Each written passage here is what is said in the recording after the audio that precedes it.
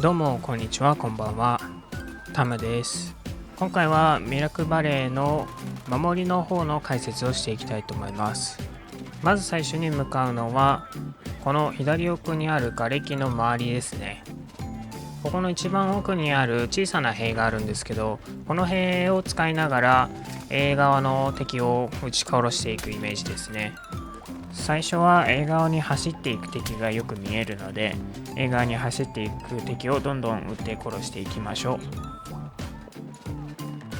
このポジションのいいところは、このようにダメージを食らっても目の前の遮蔽を使って隠れて回復を待つことができるんですよね。もう一つここのポジションのいいところは、このように一方的に片方の車線を切りながらもう片方を撃つことができるんですよね。イメージとしては、この左側に顔を出しているときはサイトからの車線をこのちょっとした三角形の遮蔽から体を隠しながら撃っていって、右を撃っているときはこの左からの車線を切りながらサイト外の敵を撃っていくことを意識しましょ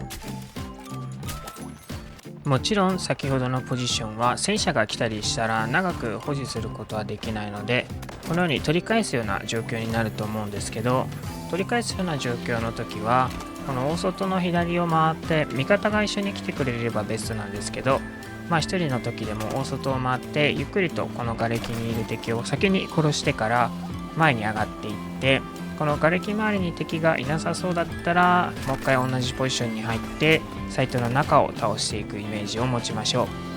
A を取られた後のムーブなんですが、これは結構難しくて敵の状況によるんですけど、敵が A を取り立てほやほやでまだ B 前まで上がってきてないような状態だったら、この B 前をゆっくりと警戒しながら上がっていって、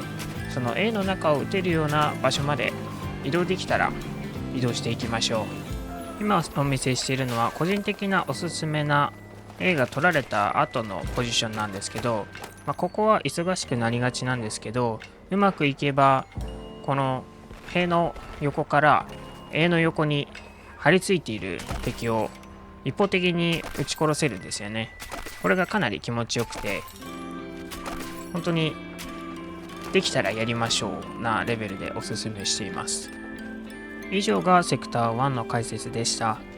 続いてセクター2なのですが、先にこの小さな丘のこのデコボコした場所のこのポジションに行きましょう。この目の前の廃墟に向かっていく敵やからその A 側にいる敵を撃っている敵を一方的に撃つことができるので、かなり初動の場所としてはおすすめの場所ですね。ただここは簡単に後ろのその丘の上から撃たれて殺されることがほとんどなので、最初だけですね使っていきましょう。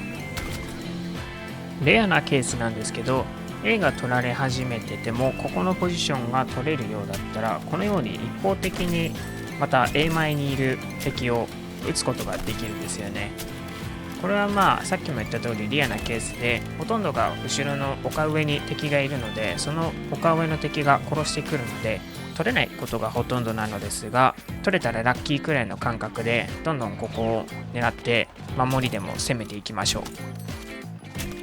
もう一個紹介するとしたら、ここのポジションです。ここは A が取られててもだいたい取れることがほとんどなので、ここを目指して防衛をしていきましょう。ここは特筆することはないんですけど、丘の上のスナイパーや A の横から出てきて B に向かう敵を撃つことができるので、個人的には好きなポジションですね。 B の攻めが激しくなってきてもやることは同じで、この右側からサイトの中の敵を撃っていくイメージを一貫して持ちながら戦っていきましょう。はい、第2セクターが取られて最終セクターまで下がった時は、まず最初にここの建物の上に登っていきましょう。そうするとこのように奥の方から敵がどんどんと上がってくるので、この目の前の三角形の遮蔽を使いながらこの丘の上にいる敵をどんどんと撃っていきましょう。ここの家は保持できるだけしたくて、なので目の前の平原から上がってくる敵に気をつけながらずっとこの丘の敵を狙っていきましょう。戦車にお家を破壊されたか詰められて取られてしまった場合など、さまざまな理由であそこのお家にいられなくなってしまった時は、この B の横の草原ですね、この草原の周りから B の横を詰めていく敵を横から撃っていくことをおすすめするんですけど、このように勘がいい敵はよく撃ってくるので、ゆっくりと中の敵に気をつけながら、この小さな遮蔽ですけどね、遮蔽を使いながらサイトの中の敵を狙っていきましょ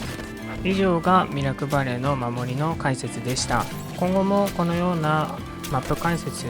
などの動画を作っていくので、ぜひチャンネル登録と高評価をお願いします。ご視聴どうもありがとうございました。